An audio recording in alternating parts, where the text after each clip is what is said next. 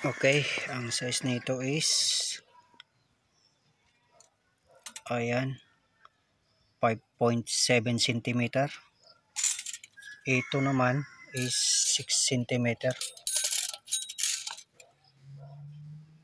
Ayan siya, 6 cm yan.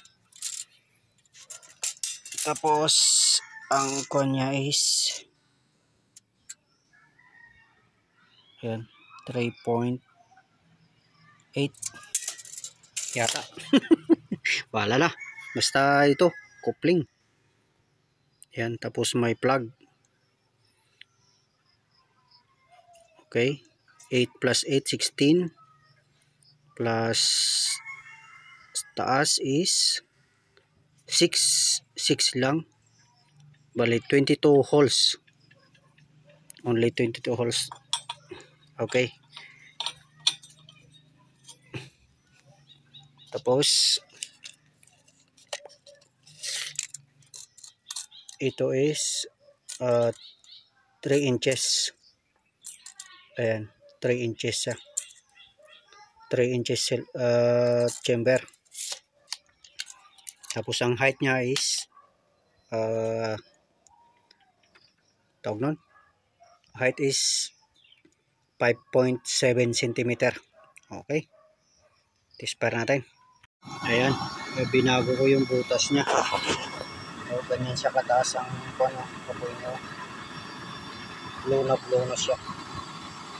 Tingnan natin pag use oil na ginamit ko. Crudo pa lang yan, preheat pa lang yan. Inulit-tuloy yung butas niya. Pinalitan ko.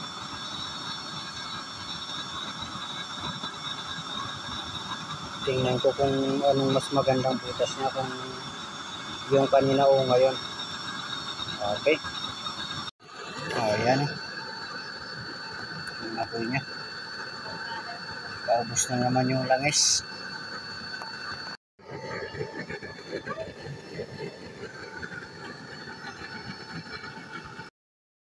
Ayan siya.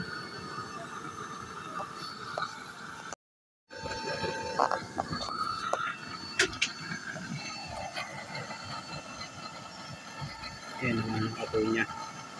Pag super init na. Ayan. Taas siya.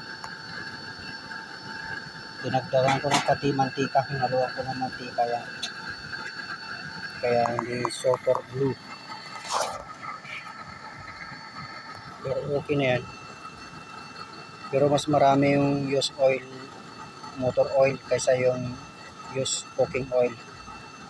Kaya mas marami yung blue niya. Ayan. May paparko flame siya.